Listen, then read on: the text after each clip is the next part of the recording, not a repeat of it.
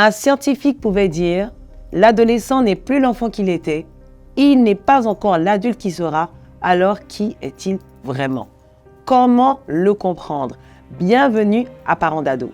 Désormais, Parents d'ado reçoit sur son plateau des parents qui ont des expériences à partager, mais quelquefois aussi des jeunes qui ont leurs mots à donner. Je me demande qui est vraiment mon enfant. Voilà le thème d'aujourd'hui, c'est parti.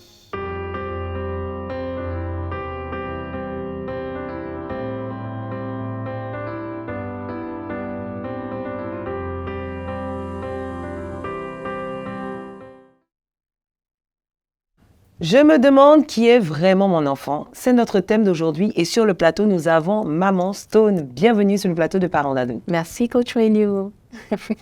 Alors, tu vas nous parler un peu de la construction identitaire. Comment ça s'est passé avec tes enfants? Comment tu as su que quand ils avaient passé de la transition de l'enfance à l'adolescence, ça devenait un peu compliqué? Raconte-nous un peu ton expérience. D'accord, on va essayer. C'est pas facile, mais bon, on va essayer. Déjà, avec mes enfants, on a une bonne communication et je suis beaucoup observatrice. Donc du coup, quand il y a les changements, il y a les variations de température, je le sens. Et très souvent, je les approche pour leur demander. Donc on va partir sur 3 exemples. Voilà, donc le premier exemple, on va l'appeler Monsieur Studieux. Voilà, donc c'est le petit garçon studieux, avec les bonnes notes, les prix à l'école et tout. Donc il est félicité tant à la maison qu'à l'école. Et à un moment donné, on a constaté que les résultats ont commencé à chuter. On ne comprenait pas, on se disait c'était la puberté et tout, mais ça n'avait rien à voir avec la puberté, ni une crise d'adolescence. Et ça a commencé à coincer.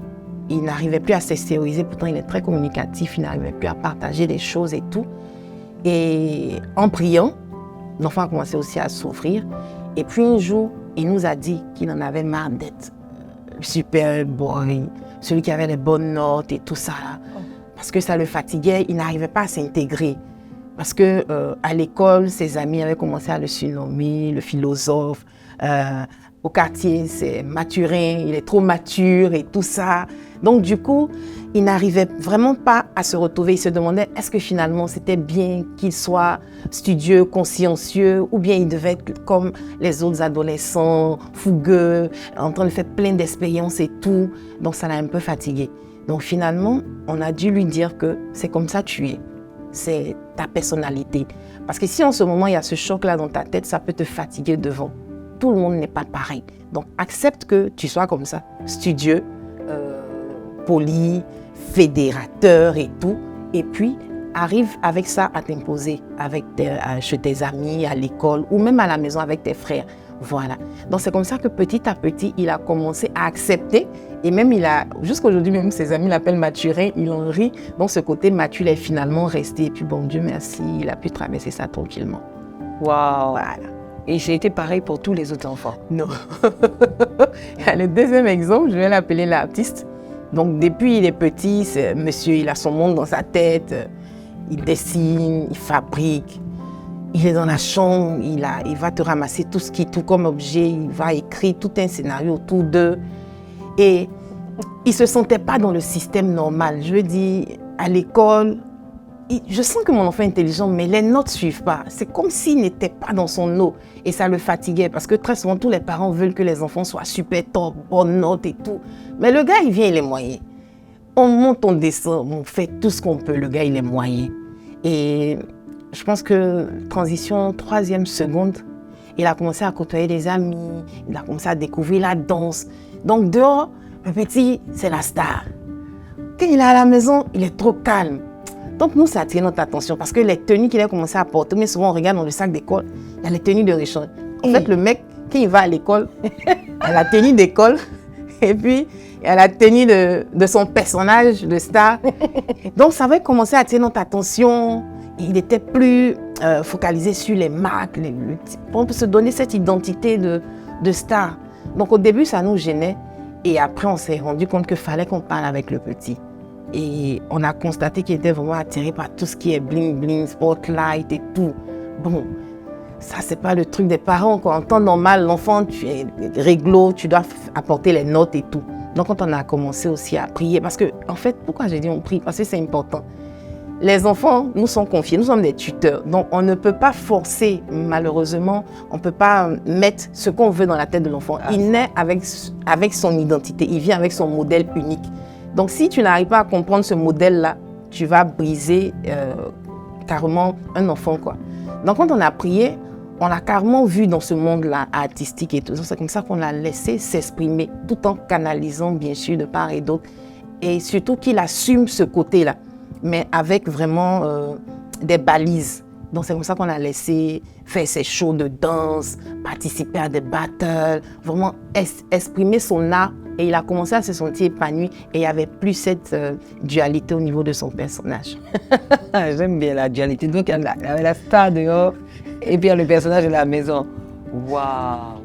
Donc, on se rend compte que dans l'éducation, ce qui a marché avec l'un et la méthode utilisée avec le premier n'était pas la méthode à mettre en place avec le deuxième. Non, pas du tout. Waouh! Et maintenant, quel message tu pourrais donner aux parents qui aimeraient que les enfants leur ressemblent? C'est-à-dire qu'on veut imposer, moi je suis un avocat, je veux que mon fils soit un homme de droit et je vois que lui il aime la peinture, tout ça. Je dis non, tu dois faire du droit, tu dois... Et on impose ça à l'enfant. En fait, c'est pour ça que j'ai parlé tantôt de tuteur. À la base, nous sommes des tuteurs. L'enfant, on le porte, que ce soit de façon naturelle ou qu'on l'a adopté, il est déjà programmé en fait pour être quelque chose, pour faire quelque chose. Peu importe ce que tu vas faire, même si tu veux qu'il soit avocat et que c'est un peintre, il sera un peintre avocat. Il n'y a rien à faire, il sera un peintre avocat. Il va faire le droit pour faire plaisir à papa, maman, mais son côté artistique, et c'est là-bas qu'il va s'épanouir. Donc, à la limite, c'est de voir qu'est-ce que l'enfant laisse transparaître comme aptitude, comme identité. Il y a des enfants qui sont très extravertis. Par exemple, ma petite fille de 8 ans, elle est très extravertie. Elle s'exprime, elle n'a pas honte. Il y en a qui sont plutôt timides, mais ça ne veut pas pour autant dire qu'ils sont lésés. Mais si on fabrique ce que j'appelle un traitement générique ou une éducation générique, on va briser les enfants parce qu'ils ne vont pas se sentir à l'aise dans le rôle qu'on veut leur assigner. Donc, c'est plutôt de laisser l'enfant exprimer ce qu'il veut être et puis l'accompagner. Sinon, on va se fourvoyer, il n'y a rien à faire. Okay. Mon mari et moi, donc coach Moïse et moi, on est pasteurs de jeunes donc au ministère Bloom. Et on a vu plusieurs fois, on a fait face à des jeunes. Un jeune avec lequel on a parlé et qui était alcoolique. Mais il est tellement brillant, il est beau, il est intéressant. On se disait, mais... Et il regrettait à chaque fois qu'il buvait, il regrettait. Il disait, mais si tu sais que c'est pas bien, mais pourquoi tu as du mal à faire ce qui est bien? Il expliquait qu'en fait, il avait toujours voulu être footballeur. Et en fait, on avait parlé avec ses parents et ses parents avaient plus ou moins accepté. Et au dernier moment, son père a dit non, écoute, tu feras telle étude. Et ça fait qu'à chaque fois qu'il est face à des difficultés, à chaque fois qu'il doit composer et qu'il n'a pas les notes que lui-même il voudrait atteindre, qui ne sont pas aussi de bonnes notes pour les parents, mais ça le rendait très frustré. Il était tellement frustré qu'il a commencé à boire. Il a commencé à boire. Bon, est-ce que c'était pour oublier? Est-ce que c'était pour énerver ses parents? On ne sait pas, mais il a commencé justement à rentrer dans une vie. Après, il était esclave de l'alcool. Il ne pouvait plus s'en défaire. Et pourtant, pour les parents, c'était un bon choix. Ils devaient d'abord faire telle ou telle étude. Donc là, je comprends que tu nous as parlé d'un avocat qui serait avocat peintre. Donc ça, c'est le meilleur des cas où l'enfant a la capacité quand même la capacité intellectuelle d'obéir et puis d'ensuite développer ses talents. Mais quand on est en pleine construction, parce que les adolescents sont en pleine construction, quand tu es en pleine construction et que toi-même tu n'es pas entier, c'est-à-dire que tu as un petit morceau que tu recolles et dans les petits morceaux que tu dois recoller, tu dois être un sportif. Mais voilà qu'à l'intérieur de la personnalité que tu n'as pas encore, tu dois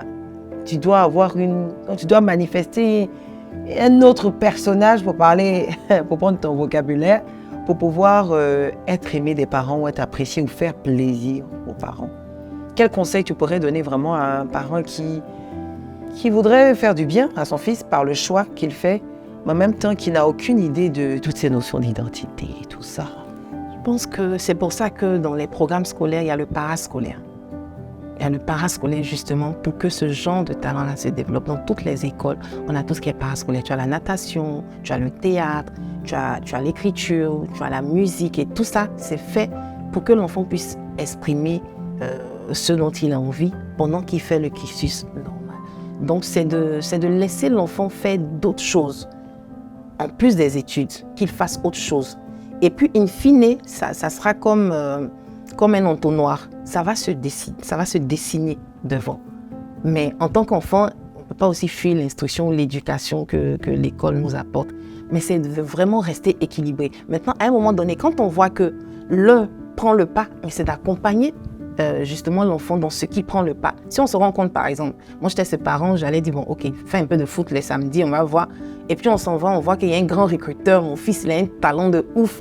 Mais attends, petit, tu fais sport et études. Maintenant, quand l'entonnoir se resserre, puis on voit que ce qu'il veut devenir, là, ça n'arrange pas la famille. On a toujours été des grands scientifiques. Ton père est médecin, ta mère est pharmacienne. Toi, tu dis que tu veux être, je sais pas, tu veux être chanteur. Tu vas chanter quoi? Quand c'est comme ça, qu'est-ce qu'on fait?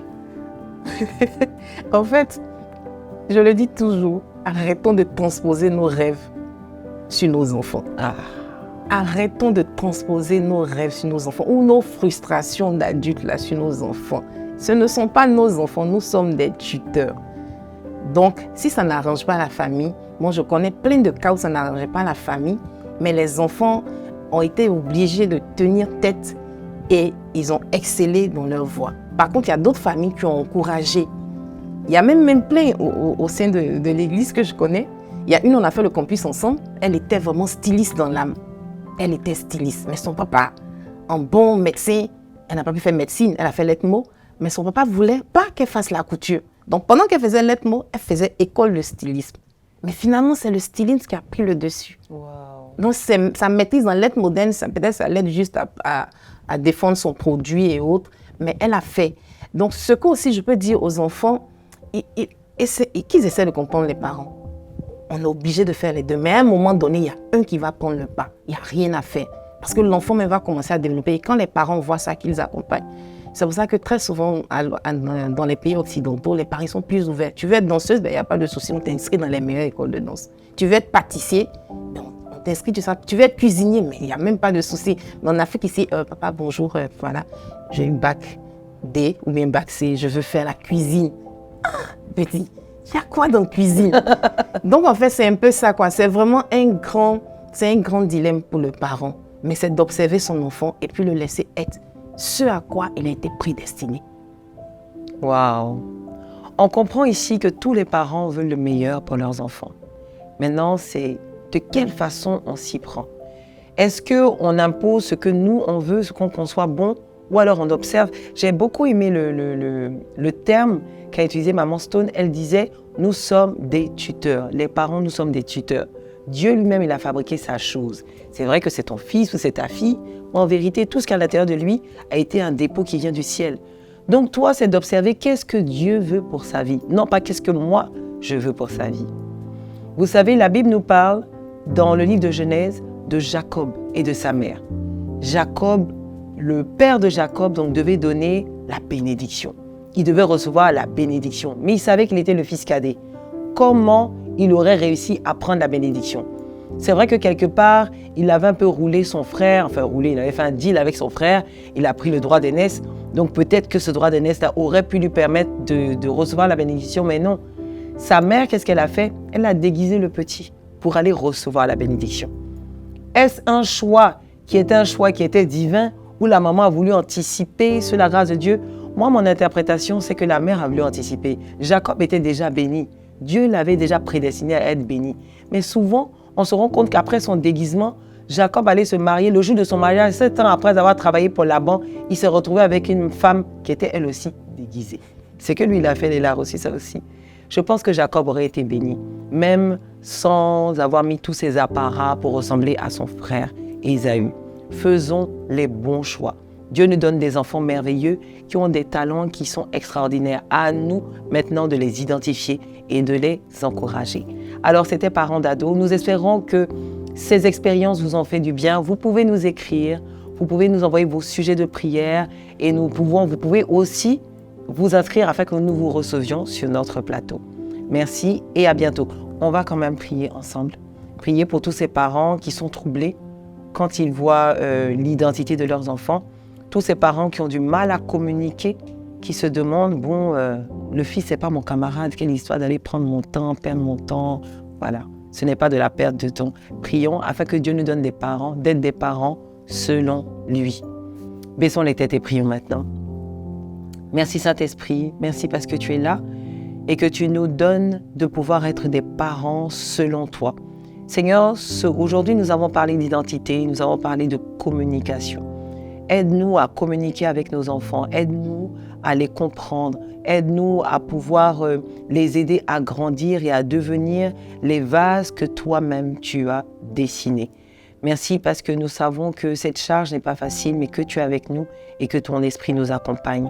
Nous nous confions à toi, nous confions nos familles, Seigneur Jésus, entre tes mains. Agis puissamment. Au nom de Jésus, nous avons prié. Amen. Amen. Alors, comme vous savez, nous nous retrouvons tous les mercredis. Alors, je vous dis à mercredi prochain.